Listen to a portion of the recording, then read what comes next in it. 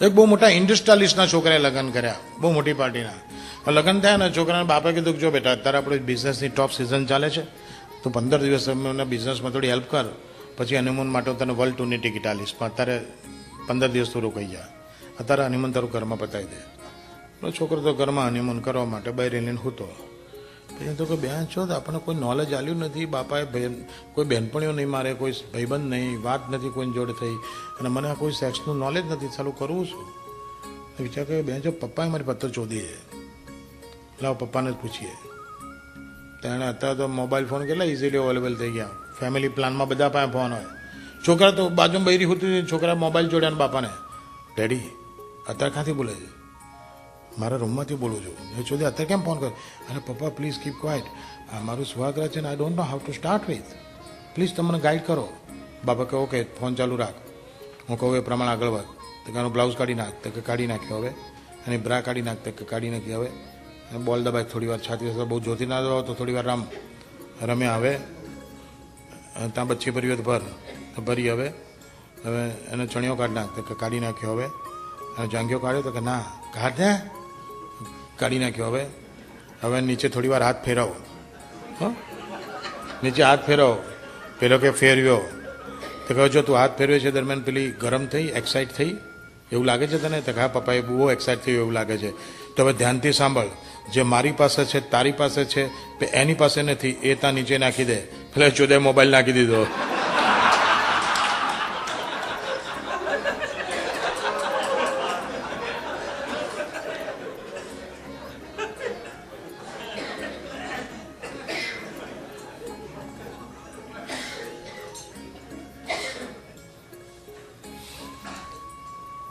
એક છોકરાએ લગ્ન કર્યા, સાંજે 11 વાગ્યાની ટ્રેનના, રાતને 11 વાગ્યાની ટ્રેનમાં હનીમૂન માટે બહારગામ જવાનો હતો. 6 વાગે ઘેર આવીને મમ્મી પપ્પાને કહે મમ્મી પપ્પા તમારી બેગ તૈયાર કરો. તો કે કેમ? તો કે તમે લોકો આવો છો મારી જોડે હનીમૂનમાં. બાપો કે ગાંડો થઈ ગયો છું, મા બાપને લઈને હનીમૂનમાં જવાય? તો કે ના હું તમને લીધા વગર નહીં જવું. કે હું સમજવાનો છું ને તારથી, તમે મને લીધા વગર બહાર નથી ગયા તો હું તમને લીધા વગર નહીં જવું, તમે નહીં આવો તો હું ટિકિટ ફાડીને ફેંકી દઈશ. એટલે ડોસી કહેવાય છોકરા આટલું બધું પોઝ કરે, ચલો ને આપણે થોડી એક હોટલમાં રોકાવું છે, એટલે કોઈક હોટલમાં, આપણે બીજી હોટલમાં સવારે બ્રેકફાસ્ટ જોડે કરીશું, લંચ જોડે લઈશું, પછી એ લોકો રોકાય, આપણે રાતની ટ્રેનમાં આવતા રહીશું. છોકરો આટલો પ્રેમ બતાવે છે, ચલો ને. ડોહ હારો ચલો, ડોન ડોહી ઉપડ્યા, ડોન ડોહી છોકરાને બહુ ટ્રેનમાં બેઠા. બીજે દાડે જ્યાં પહોંચવાનું હતું ને ત્યાં 3 કલાક ટ્રેન લેટ થઈ ગઈ. ત્યારે 8 વાગ્યાની જગ્યાએ 11 વાગે સ્ટેશન ઉતર્યા. હવે ઉતરીને હોટલ શોધવા માંડ્યા, પણ હવે એ દાડે એ ગામમાં કોઈ મેચ હશે, કોઈ ઇવેન્ટ્સ હશે, ગમે તે હોય, હોટલમાં કોઈ રૂમ ના મળે. 11 વાગ્યાના રખડતા હતા, રાતના 11 વાગ્યા. રાતના 11 વાગે એક હોટલવાળા એવું કીધું કે મારી પાસે એક જ રૂમ છે, બહુ તો તમને એક્સ્ટ્રા બેડ આપું, નીચે પથારી કરી આપું, એથી વધારે હું કંઈ ફેવર ના આપું. કે એક્સ્ટ્રા બેડ તો એક્સ્ટ્રા બેડ, હું તારી માં નીચે હોઈ રહીશું હાલને. તો એક્સ્ટ્રા બેડવાળી રૂમ લઈ લીધી. ડોહન ડોહી નીચે હતા, છોકરાને બહુ પલંગ ઉપર, વચ્ચે સાડીઓનો પડદો નાખી દીધો અને હોઈ ગયા. ડોહો તો થાકેલો હતો, 15 મિનિટમાં તો નસકોરો બોલવા માંડ્યા. પેલો તો છોકરો તાજો પહેણેલો, મેં જો અડધો કલાકમાં ખેલ પાડી દીધો, શરૂ કરી દીધું ચોથકામ. ડોહીએ ડોહાને ઉઠાડી જોયું કે શું આ છોકરો અને બહુ કેવી મજા કરે, તમને મન નથી થતું? ડોહો કે લાવો આપણે કરીએ. તો ડોહાએ ચોદ્યું, ચોદીને ડોહો ઉતરીને પાછો હોઈ ગયો. વળી કલાક થયો ને આ લોકો બીજી વાર શરૂ કર્યું. ફરી ડોહાને જોયું શું આ છોકરો જો હવે એ તો કરે કે એમનું હનીમૂન જે કરીએ કે આપણે ન થાય કે હોઈ જાય. તો કે ના પ્લીઝ તમે કરો ને કરો પ્લીઝ. એટલે ડોહો ફરી વાર ચડ્યો. બીજી વારમાં તો બે જો ડોહો આપી ગયો, માણમાં તો હેઠો ઉતર્યો, ઉતરીને પડકો ભરીને હોઈ ગયો. વળી કલાક તો પેલો છોકરો છોકરી ચાલુ થઈ ગયા. જોયું ન કરે એમનાથી થાય, એ લોકો ધારી એટલી વાર કરીએ કે ને આપણે ન થાય. આજે કેટલા વર્ષ પછી મેં 2 વાર કર્યું, ઉપરા ચાપરી કર્યું ને, હવે ન થાય હોઈ જાય. તો કે ના તમને મારા સોગન છે પ્લીઝ. સોગન દીધા ડોહીએ. તો ડોહો ત્રીજી વાર ચડ્યો. ત્રીજી વારમાં તો બેન જો ડોહાને ફીણ વળી ગયા મોઢામાં, મોઢામાં ફીણ વળી ગયા, હોઈ ગયો પડકો ભરીને. વળી કલાક થયો ને ડોન પેલા છોકરાને બહુ ચાલુ થાય. ડોહે ફરી જોયું, કાકાની ખોપડી ફરી ડોહાની, ઊભો જ થઈ ગયો પથારી, સાડીઓનો પડદો તોડી નાખ્યો, ચડેલા છોકરાને બાછળ બોચીમાં જાલીને ઊંચો કરીને કે ઘોડીના તું હનીમૂન કરવા આવ્યો છું, તારી માં ચોદાવા આવ્યો છું?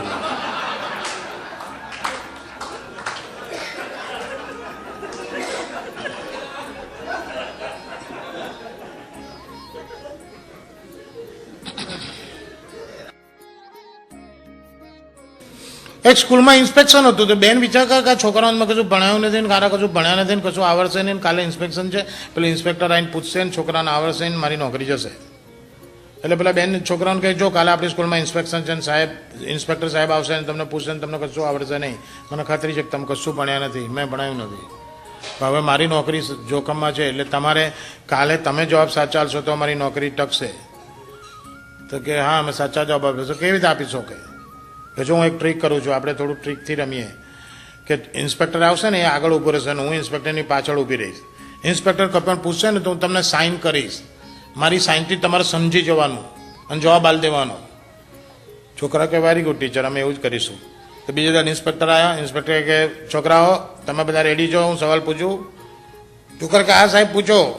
પેલી બેન પાછળ જતી રહેલી. સાહેબે પહેલા સવાલ કર્યો કે 6 2 6 2, એટલે બેનામ સાઇન કરી આમ 92 12. છોકરો કે 12.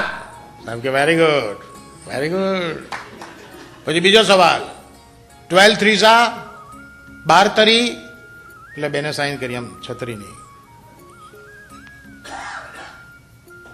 છોકરો કે છત્રી. Very good very good. હવે લાસ્ટ સવાલ 13 13 7 બેન હલવા શું કરવું? તો બેને આઈડિયા કર્યો. પેલા પૂછ્યું 13 તો બેને ઘાઘરો ઊંચો કર્યો અને છોકરા નામ બતાવવા આમ.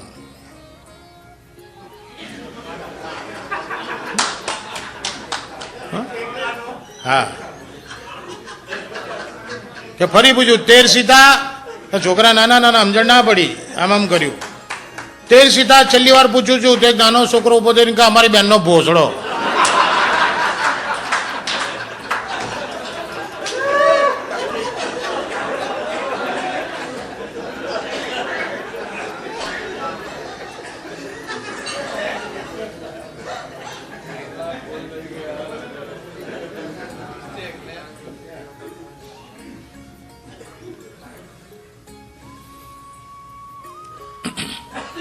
એક બાપુ જંગલમાં શિકાર કરવા ગયા.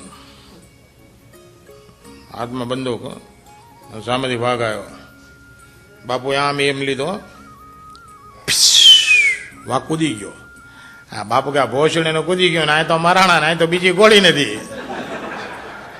વાઘ પાણી કે કેમ બાપુ?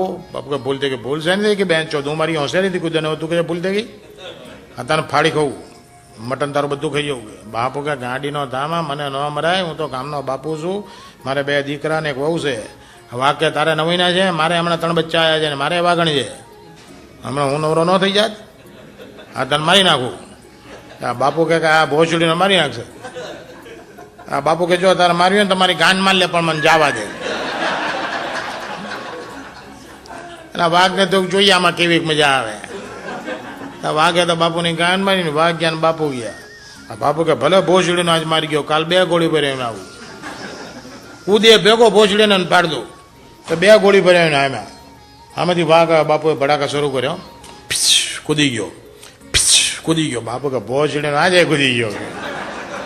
હા મરાણા કે વાહ પાયા કે કેમ બાપુ? કે ભૂલ થઈ ગયો. રોજ છે ને ભૂલતા છે બેન છો, ગઈકાલે છોડ્યો ને હવે નહીં, ધીસ ઇઝ નથિંગ ડુઈંગ, કે આજે તો તને મારી નાખું. બાપુ કે જો આ બંદૂક તને દઈ દઉં છું, 10 વર્ષથી લાયસન્સ છે એ તારું, અને તને વચન આપું છું કે આજ પછી તારી આમું નહીં, ગામના કૂતરા બલાડાની આમું નહીં જોવું, પણ જવા દે. એટલે કે નહીં ગઈકાલે જવા દીધા ને વાત થઈ ગઈ, હવે નહીં. કે જો તને ગઈકાલે મજા આવી હતી ને, આજ ફરી મારલે પણ જવા દે. વાઘે તો ફરી બાપુની ગાન મારી, વાઘ ગયા ને બાપુ ગયા. આ બાપુ કે ભોસડીનો 2 દીથી મારી જાય છે, કાલ 100 ગોળી ભરાવીને આવું 6. કેટલીક વાર કૂદે કે કૂદતા કૂદતા 1 વાર તેની ગાંડમાં કરી જાય ભોસડીને, 6 ગોળી ભરાવીને આવ્યા. આમાંથી વાઘ આવ્યા, બાપુએ ભડાકા શરૂ કર્યા. કૂદી ગયો કૂદી ગયો 6 વાર કૂદી ગયો. બાપુ કે ભોસડીને હાથ તો ન ચડે, આ તો મરાણા એની માને. એટલે વાઘ પાયા હોય ને પેલા બાપુએ વાઘને લલચાવવા માટે ચોયણો કાઢી નાખ્યો, જબ્બો ઊંચો કરીને ઝાડના ટેકે આમ ટેકો દઈને ગાંઠ ધરીને ગોઠવાઈ ગયા. એટલે વાઘ ભાઈ આવીને બાપુની ગાંડે તપલું મને કહે બાપુ જંગલમાં શિકાર કરવા આવશો ગાંડ મરાવા હોય.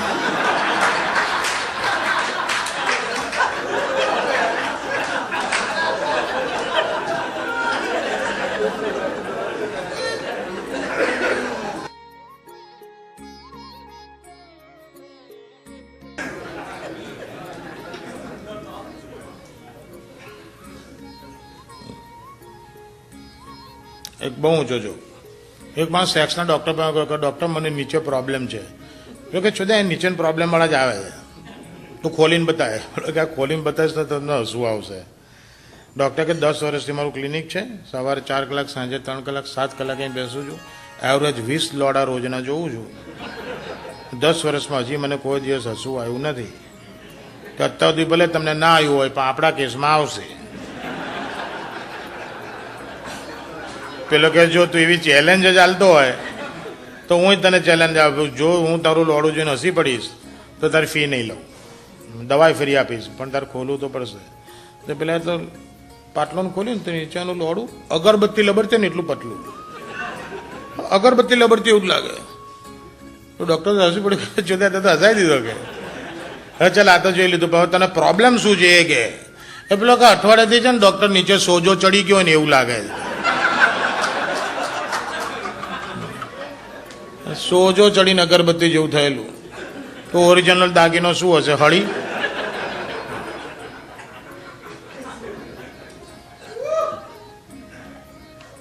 એક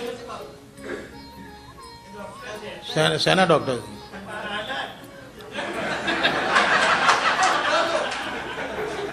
શેના ડોક્ટર?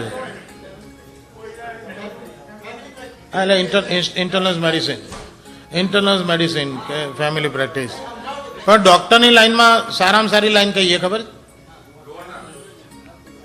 ડૉક્ટરની લાઈનમાં સારામાં સારી ના, ગાયનોકોલોજીસ્ટ ઘેલચોદેમ ઘેલચોદી લાઈન. ગાયનોકોલોજીસ્ટ તો ખરાબમાં ખરાબ લાઈન સાહેબ. ના, એનું કારણ કહું શા માટે ઘેલચોદી લાઈન ગાયનોકોલોજી સારામાં સારી લાઈન કોઈ હોય ને તો ડર્મેટોલોજી, ચામડીના રોગોની. કે એમાં કોઈ દિવસ અડધી રાતે ઇમરજન્સી આવે નહીં, રોગ જલ્દી મટે નહીં, ડૉક્ટરની ભૂલથી દર્દી મરે નહીં. અને ગેલચોદામાં ગેલચોદી છે ને ગાયકોલોજીસ્ટ, કારણ કે જે કાણામાં આખી દુનિયા મજા હોતી હોય ત્યાં ચોદું પ્રોબ્લેમ હોતો હોય.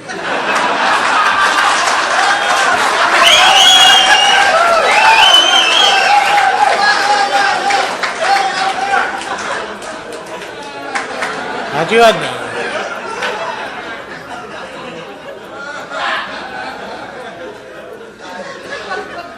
હા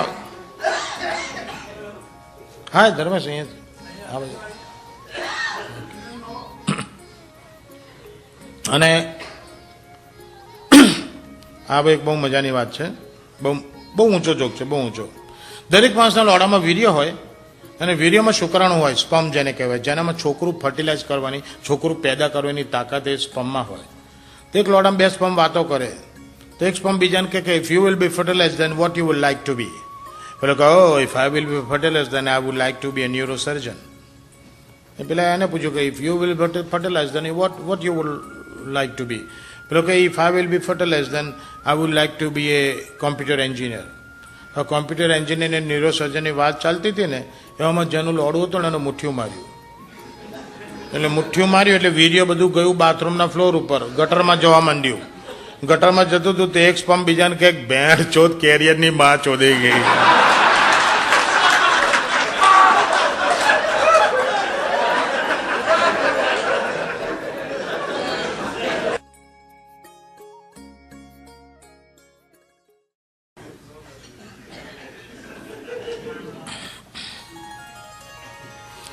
એક બાપુ અહીંયા અમેરિકા આવેલા, આપણા રાજેશભાઈના કેસ બનેલા. રાજેશભાઈ એમને બધું આ ડિઝનીલેન્ડ બધું ફરવા લઈ જતા હતા. બાપુ કહે આ રાજેશ મારે આ બધું કાંઈ નથી જોવું, આ બધું નાના છોકરા મજા આવે. હા મને તારે બતાવવું હોય ને તો મને અહીંથી કોઈ ગામડા લઈ જાય ને જ્યાં ગાયું ભેંસું હોય ને ફાર્મ હોય ને બધું કેવી રીતે હાચવે ને કેવી રીતે કરે એવું કાંઈક જોવું છે. આ તો એમને લઈ ગયા કોઈ ફાર્મ હાઉસમાં અને ત્યાં બાપુ એલું ગાય દોવાનું મશીન જોયું. ઘા લે કે આ હારા મારું કે આ સાર ટોટા હા 4 આંચળે ચડાવી દેવી, મશીન સ્વિચ ચાલુ કરી દીધી એટલે ઓલું આમ ઓટોમેટિક આમ દોવાય અને બોગણા ભરી જાય કે રાજેશ મારે આવું મશીન દેશમાં લઈ જવું છે, કે દેશમાં તમારે ભરવાર દોવા ના આવે કે આવે, પણ એમની દાંડીઓ બહુ થઈ ગઈ છે. કોક દી ન આવે ને તો ભોજડીનો છૂટા જ કરી દઉં, આ મશીન ચડાવી દઉં, જો ફાઈ ગયું તો 100 મશીન મંગાવી લઉં, બધા નવરા કરી નાખું. એ બાપુ લઈ જાઓ એટલે લઈ જાઓ, હું અપાવું. તો હમણાં $1000 મશીન બાપુને ગિફ્ટ આપ્યું. બાપુ તો મશીન લઈને ગયા, મશીન લઈને બાપુને ગાયને કે ભેંસને લગાવતા પેલા બાપુને એક એવો ગંદો વિચાર આવ્યો કે આમાંનો એક ટોટો જો અહીં લગાવી દેવી તો સાપો વાંચતા વાંચતા મુઠ્ઠીઓ મરાય.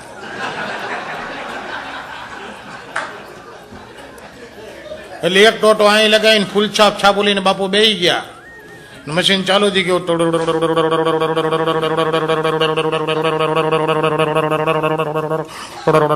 એક વાર પછી બાપુ મશીન બંધ કરવા ગયા, મશીન બંધ જ ના થાય, ચાલુ જ.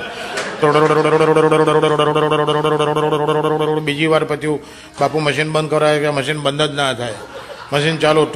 ત્રીજી વારમાં તો બાપુને ભેંસ પરસ્યો વળી ગયો, મોઢામાંથી ફીણ નીકળવા માંડ્યા, રાતા પીળા થાય ને રાડું નાખે કે ભોસડીનું બંધ નતું હતું, કોઈ બચાવો બાપલા, કોઈ બચાવો મરાણા. હવે એવા રૂમમાં અંદર હલવાના હતા, કોઈને અવાજ ના આવે. બાપુ કે ભેંસો મરાણા છે, તમે શું કરવું? તે રાજેશને ફોન કર્યો રાતના. રાજેશભાઈ કે શું થયું બાપુ? કે વાલા તારા વાળું મશીન ભોસડીનું કે એ છે ને ગાયને ભેંસને લગાવતા પેલા આવો વિચાર આવ્યો, એક ટોટો અહીં નીચે ચોંટાડીને બેઠો છું અને 2 વાર તો પચ્યું અને આ મશીન ભોસડીનું બંધ જ થતું કે હવે આનું શું કરવું? કે એટલે આ કે તમે મશીનની પાછળ વાંચો, મેં ઇન્સ્ટ્રક્શન લખેલી છે કે this machine stops automatically after 5 liters.